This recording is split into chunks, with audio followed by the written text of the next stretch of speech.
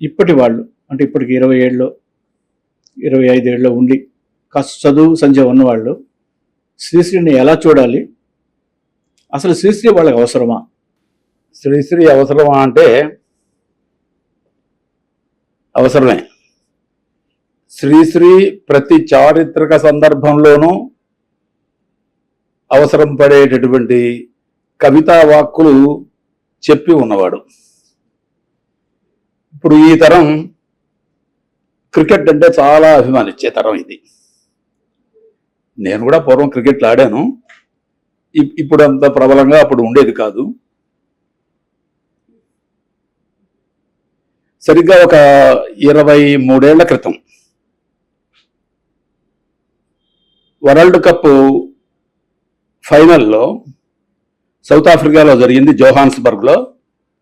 Australia మీద భారతదేశపు team చాలా ఓడిపోయింది. అది చాలా ఊహించనంతటి ఇదిలో ఓడిపోయింది. అది భారతదేశపు క్రికెట్ టీంకు వ్యతిరేకంగా నిరసన ప్రదర్శనలు జరిగాయి. అప్పుడు కెప్టెన్ ధోని, ఆ ధోని ఇంటి మీద దాడి చేసి రాళ్ళేశారు. లేడు అక్కడ తను, కుటుంబ సభ్యుల మీద కూడా వాళ్ళకి రక్షణ కల్పించాల్సి వచ్చింది. ఆ మరుసటి రోజు ఆంధ్రజ్యోతిలో అది మొదటి పేజీలో వార్తగా వేసి ముందు ఈ కవితా పంక్తులు రాశారు. నిప్పును చిమ్ముకుంటూ నింగికి నేనెగిరిపోతే నిబిడాశ్చర్యంతో వీరు, నెత్తురు కక్కుకుంటూ నేలకు నే రాలిపోతే నిర్దాక్షిణ్యంగా వీరే అని ఈ కవితా పంక్తులు ఆ వార్తా శీర్షిక పైన ఆంధ్రజ్యోతి వాడు వేశారు. అవి శ్రీశ్రీ రాసినవని ఇప్పుడు జనరేషన్, ఇప్పుడు తరానికి తెలుసో తెలియదో కానీ మనకు తెలుసు. అంటే మనుషులు వాళ్ళు ఆకాశం ఎత్తు అట్లా వెళ్ళిపోతూ ఉన్నప్పుడు అందరూ ఆహా ఓహో అని పొగుడతారు. ఒక సామెత ఉంది, గొప్పవాడు కూడా ఇబ్బందుల్లో పడేటటువంటి సందర్భాలు ఉంటాయి అని, మహాపండితులు కూడా ఇబ్బందుల్లో పడే సందర్భాలు ఉంటాయి అని. ప్రమాదో ధీమతామతి అని ఒక మాట ఉంటుంది. అట్లా గొప్ప మనం అనుకునే గొప్ప గొప్ప టీంలు కూడా ఓడిపోయే సందర్భాలు ఉంటాయి. అందులో క్రికెట్ లాంటి ఆటని నేనైతే దాన్ని జోద క్రీడ అని రాశాను. దానికి ఎప్పుడు ఎవరు గెలుస్తారో ఎవరు చెప్పలేరు. అది అట్లాంటి క్రీడని వీళ్ళు అట్లా భావించి రాయటం, అదే ఆ ప్లేయర్స్ ని కించపడుతున్నాయి. ఇక్కడ ముఖ్యమైన విషయం ఏంటంటే వాళ్ళు ఒక సందర్భంలో వాళ్ళు బాగా ఆడలేకపోయారు, అవతల వాళ్ళ మీద ఓడిపోయారు. అది మనం సంయమనంతో లేకపోయినాం. దాన్ని ఈ ధోరణిని విమర్శిస్తూ అప్పుడు రవిశాస్త్రి ఆర్టికల్ రాశాడు, బిషన్ సింగ్ బేటీ రాశాడు. వీళ్ళందరూ పాత క్రికెట్ ప్లేయర్లు. ఇట్లా అంటే శ్రీశ్రీ ఆ సందర్భంలోనే కాదు, ఇవాళ సందర్భంలో కూడా మనకు చాలా తెలుస్తూ ఉంటాడు. ఇప్పుడు ఉదాహరణకి నిన్న అమెరికా ఇరాన్ చర్చలు విజయవంతం కాల, యుద్ధం కొనసాగే పరిస్థితే ఉంది ఇప్పుడు. మరి శ్రీశ్రీ ఇట్లాంటి సందర్భంలో శ్రీశ్రీ పంక్తులు ఏం గుర్తొస్తాయి అని అంటే రాశాడు ఒకటి, 2వ ప్రపంచ యుద్ధంలో రష్యా మీద జర్మనీ దాడి చేసిన వెంటనే అందులో ఈ పంక్తులు ఉంటాయి. ఈ అగ్ని వర్షాలు ఈ రక్తపాతాలు ఎలాగూ వచ్చాయి ఏమైతే కాని,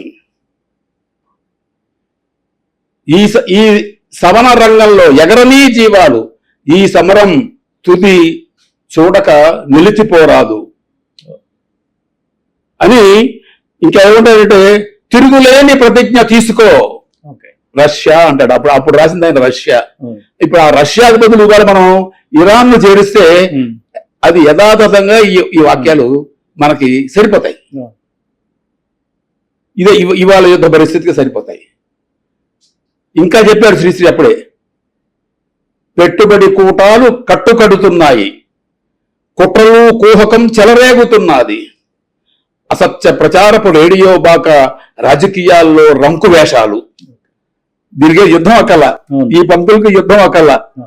ఇది ఆనాటి నుంచి ఈనాటి దాకా అది ఏ సందర్భానికైనా అన్వయం అయ్యే పంక్తులే. అందుచేత శ్రీశ్రీ అనేక సందర్భాల్లో ఆ రకంగా మనకి గుర్తొస్తాడు. అంటే శ్రీశ్రీ ఇవి మనం చెబితే ఖచ్చితంగా ఈ తరం కూడా అబ్బా ఎంత అద్భుతంగా చెప్పారు ఎవరైనా అనుకుంటారు. వాళ్ళకి శ్రీశ్రీ పేరు తెలియకపోవచ్చు, కానీ ఆ పంక్తులు చూడంగానే ఖచ్చితంగా వాళ్ళని అవి ఆకర్షిస్తాయి. అదే శ్రీశ్రీలో ఉన్న గొప్పతనం. 1991లో సోవియట్ యూనియన్ కూలిపోయింది. అప్పుడు చాలా మంది వామపక్ష అభిమానులు చాలా బాధపడ్డారు, మామూలు చాలా బాధపడ్డారు, చాలా నిరాశలో కూడా పడిపోయారు. అప్పుడు నాకు గుర్తొచ్చింది శ్రీశ్రీ పంక్తి, నాకు ఒకటి గుర్తొచ్చింది. పరాజితులు అనే ఒక కవిత ఉంటుంది శ్రీశ్రీది, అది చాలా కాలం రాసి అయినా 85 ఏళ్ళు దాటిపోయి ఉంటుంది. అలసిన గుండెలు కాంచినదేమిటి, తొణకిన స్వప్నం తొలగిన స్వర్గం. చూడండి, మూడే పంక్తులు. అలసిన గుండెలు కాంచినదేమిటి, తొణకిన స్వప్నం తొలగిన స్వర్గం. అసలు ఈ 3 పంక్తులు సోవియట్ యూనియన్ కూలిపోయినప్పుడు ఈ నిరాశ, మీరన్న నిరాశతో ఇదైపోయిన వాళ్ళు అంటే వాళ్ళ గుండెలు అలసిపోయినాయి. వాళ్ళ గుండెలు ఇంకా మనం ఇంకా పోరాడలేము, మనం ఇంకా దీన్ని కొనసాగించలేము, ఇంకా సోవియట్ యూనియన్ అంతటిదే కూలిపోయిన తర్వాత ఇంకా మనం ఏం చేయగలుగుతాం అనేటటువంటి వాళ్ళు అలసిపోయారు. వాళ్ళు అలసిపోయిన వాళ్ళు ఎట్లా ఏం చూస్తారు, ఏ రకంగా ఆలోచిస్తారు అని శ్రీశ్రీ చెప్పినటువంటి, అంటే అది ఒక ప్రాఫిటిక్ సైయింగ్ లాంటిది అనమాట. శ్రీశ్రీ చెప్పినటువంటి చాలా వాక్యాలు ఆ రకంగా ఒక వేదాంతి చెప్పినట్టుగా ఉంటుందన్నమాట. ఇవాటికి కూడా శ్రీశ్రీ ఆ విధంగా మరి ప్రాసంగికత ఉంది. ఇవాళ కూడా మనం శ్రీశ్రీ గురించి మాట్లాడుకోవాల్సిన విషయాలు ఎన్నో మనకు వస్తుంటాయి. కనుక ఈ కొత్త తరం కూడా శ్రీశ్రీని వాళ్ళు తెలుసుకుంటున్న కొద్దీ అయ్యో మనం తెలియని ఒక గొప్ప కవి తెలుగునాట ఉన్నాడు అనేది వాళ్ళకి అర్థమవుతుంది. ఈ సందర్భంగా నాకు సివి అనే ఆయన, చిత్తతల్లి వరహాలరావు గారు ఆయన అసలు పేరు, ఆయన్ని నేనే ఇంటర్వ్యూ చేశాను. నేను వేసిన చిట్ట చివరి ప్రశ్న ఏంటంటే, శ్రీశ్రీ గురించి 2 ముక్కల్లో చెప్పండి అని అడిగా.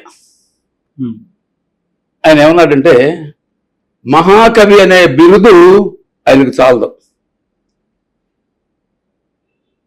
an all-time international poet, a poet of all times అన్నాడు. an international poet of all times, ఇది ఖచ్చితమైన పదం ఆయన వాడింది. ఇది an international poet of all times. ఆయన తెలుగువాడు కావటం మనకు గర్వకారణం అన్నాడు. అది శ్రీశ్రీ యొక్క విశిష్టత, గొప్పతనం.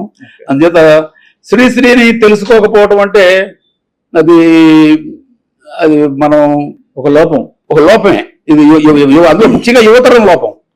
ఎందుకంటే నాబోటి గాళ్ళకైతే చిన్నప్పుడు సినిమాల్లో శ్రీశ్రీ పాటలు ఉండేవి, కానీ అవి శ్రీశ్రీ రాశాడని తెలియదు, మరీ చిన్నప్పుడు తెలియదు. నిజంగా చాలా గొప్ప సినిమా, చాలా ఆసక్తిగా చూసాం. డబ్బింగ్ సినిమాలను కూడా తెలియదు, అంత చిన్న వయసులో శ్రీశ్రీ డబ్బింగ్ చేసిన సినిమాలు చూసాం. గాంధారి గర్వభంగం అని ఒక సినిమా ఉండేది, అందులో భీముడు స్వర్గలోకానికి వెళ్ళిపోతూ ఉంటాడు. అర్జునుడు బాణాలతో కట్టినటువంటి నిచ్చెన మీద. అప్పుడు ఒక పాట, అద్భుతమైన పాట ఉంటుంది, ఇవాళకైనా సరే ఎవరన్నా వినండి. అది అంటే దేవలోకానికి విడుతున్నాడు మానవుడు. 14 లోకముల ఎదురన్నది లేదే, మానవుడే సర్వలోక ధాముడు కాదా అంటాడు శ్రీశ్రీ. చూడండి, అంటే విడుతున్నదేమో దేవలోకానికి, మానవుడే గొప్పవాడని చెప్తాడు శ్రీశ్రీ అక్కడ. ఆ పాట మొత్తం వింటే చాలా అద్భుతంగా ఉంటుంది. అదే సందర్భంలో ఇంకొక సినిమాలో కూడా తీశారు, బాలభారతం అనే సినిమాలో. అందులో ఆరుద్రతో రాయించారు పాట. మానవుడే మహనీయుడు, మానవుడే మాననీయుడు అని ఆరుద్ర రాశాడు. ఆరుద్ర పాట రాసిన పాట కూడా బాగుంటుంది. అది అయితే ఏంటంటే శ్రీశ్రీని అనుకరించకుండా రాయడానికి ఆరుద్ర బాగానే రాయగలిగిన ఇది ఉన్నవాడు. వాళ్ళిద్దరూ బాగా దగ్గర బంధువులు కూడాను. అట్లాంటి శ్రీశ్రీ పేరు తెలియంది మొదటిసారి శ్రీశ్రీ పేరు ఒక రకంగా ఎటో తెలిసిన సినిమాల ద్వారానే తెలిసింది. అది కూడాను. అది వెలుగు నీడలు అనే సినిమాలో పాడబోయి భారతీయుడు అని పాట ఉంటుంది. స్వాతంత్రం వచ్చనని సభలే చేసి సంబరపడగానే సరిపోదోయి, సాధించిన దానికి సంతృప్తిని పొంది ఇదే విజయం అనుకుంటే పొరపాటోయి అంటాడు. మనమందరం నాకు అప్పుడు సరిగ్గా 12 ఏళ్ల వయసు, 8వ తరగతి అనుకుంటా చదువుతున్నా. అబ్బాయి ఇది చాలా, ఆ తర్వాత ఇంకా చాలా బాగుంటుంది. ఇంకా పాట ఇంకా వెళ్ళిన కొద్దీ చాలా బాగుంటుంది. అంత బాగుంటుంది. ఆకాశం అంటుకునే ధరలు ఒక వైపు, అదుపు లేని నిరుద్యోగం ఇంకొక వైపు, అవినీతి బంధుప్రీతి చీకటి బజారు, అలముకున్న ఈ దేశం ఎటు దిగజారు, అవును.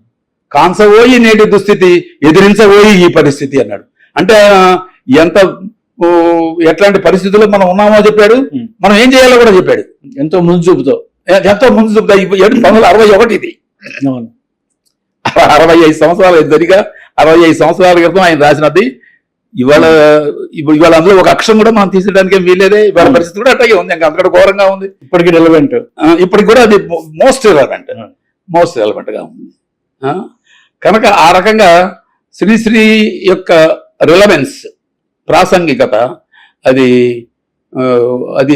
చెరిగిపోతుంది. అది నిరంతరం తెలుగు సాహిత్యం ఉన్నంతకాలమే కాదు, మానవ సమాజంలో సంఘర్షణ, జీవితము ఏమిటి, జీవితం ఇలా ఎందుకుంది అనే ఒక నిజమైనటువంటి ఆలోచన, వివేచన చేసేటటువంటి వాళ్ళకి శ్రీశ్రీ తప్పనిసరిగా అవసరపడతాడు.